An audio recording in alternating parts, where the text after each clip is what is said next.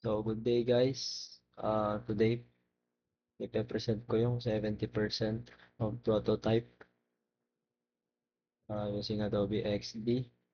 So, first, papakita ko muna tong user login. So, sa user login, meron tayong register dito. Then, once na nag-register ka, pupunta siya sa user login. And then, dito na login. Then, naglagay ako dito ng hover. Gaya ng dati, for 30%. Kaya hindi ko na siya binago. Then, yung dati kong nilagay na overlay. Then, may hover din siya dito. And then, ito is the homepage ko. So, may search bar dito sa navbar. And then, featured products is nandito siya.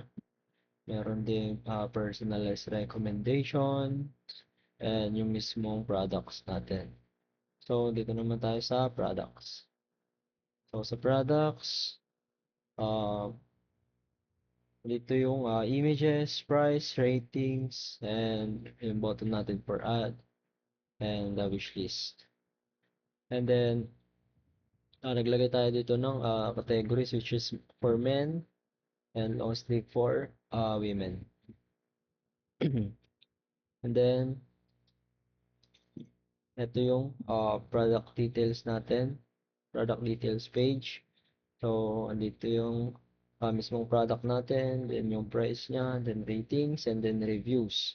So, dito yung reviews. Then, so, lahat po nalagyan ko. Ayan, product. Ayan,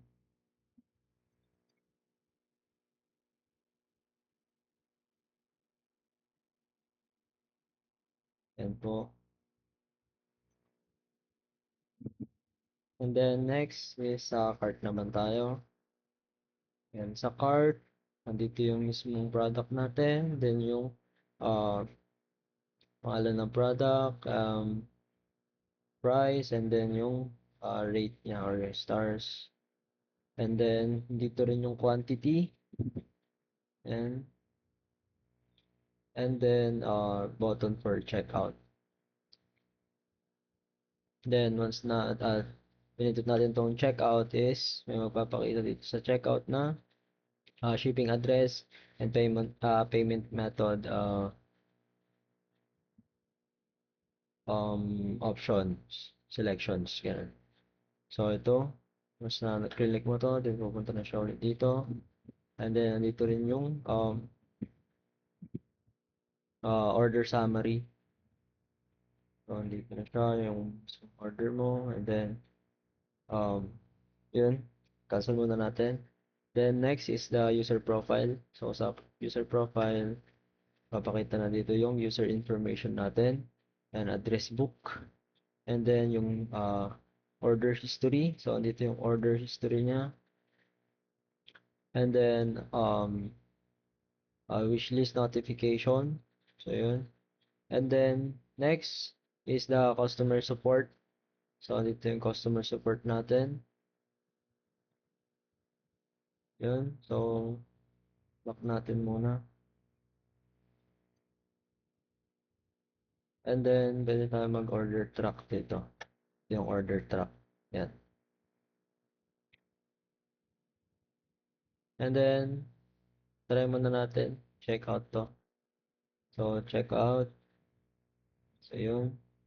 Then, dito na tayo sa order list. So, kasi ang order list is nandito sa homepage. Yan. So, sa order list, nandito yung mga na-order natin, which is may status siya dito na pending, delivered, and shipped. Then, try natin tignan. So, ito yung order tracking natin. So, andito yung status, kung delivered pa or pending. And then, ayun yung shipment tracing, tracking. Shipment tracking and delivery date.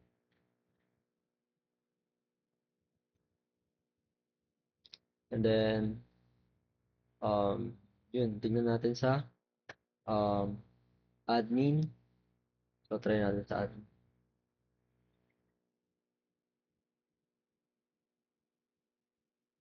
Yung admin natin. Sa admin, admin login muna tayo. So, hindi ko na ulit binago itong hover niya dito. Then try natin. Then may overlay pa rin siya, kagaya ng dati. And then ito, nilagay na ako ng chart. Yan yung chart. And then yung trend sales. Then,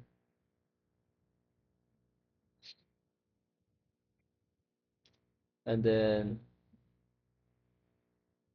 product management naman tayo. Products.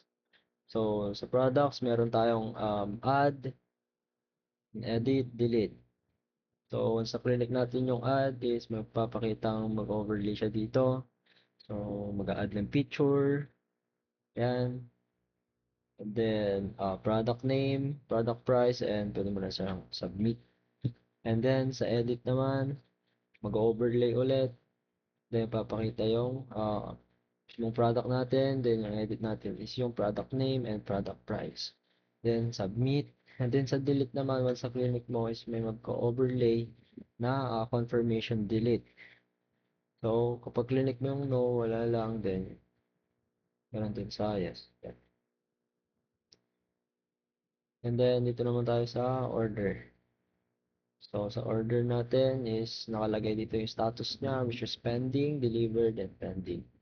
So, once sa clinic natin to is um, magpapakita yung order details niya, which is yung user details or yung customer details. Then, yung payment, which is yung PayPal method. And then, shipping, which is pending pa lang siya. And then, naglagay ako dito ng actions, which is ship, mark as ship, and refund cancel. So, yun. So, sa ano naman, shipment tracking, ito. Shipment tracking niya. Yan. So, lahat nilagyan ko din. Mark as ship, then refund cancel, and ito yung customer information. Then yan, shipment tracking. Then sa kabila naman. Ito. And shipment tracking niya. The next is sa customer naman tayo. So, sa customer, andito yung customer profile. Dito rin yung purchase history niya. So, yun. Then, search and filter for customer. And then, yun. Tignan natin dito sa support. Dito sa reports and settings is wala pa. Dito sa support is ito yung three categories natin, which is yung fax. Ito. Then, yung contact support. Naglagay ako ng dalawang button, which is live chat and email support. And then, track support ticket, which is pwede kang mag-enter ng ticket ID. Then, i-track natin yung ticket. Then, yun.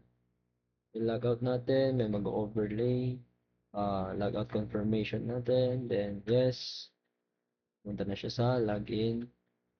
Sa admin login. And then, ang ginagamit ko po dito karamihan sa animation is dissolve. So, yun ang ginagamit ko karamihan. Pakita ko po. So, yun, dissolve ang ginagamit ko karamihan sa um, animation niya. Then, ito, mas slide right ako dito.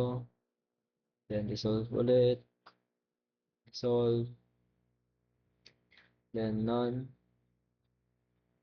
Then, try natin palagyan. Side left. Side to.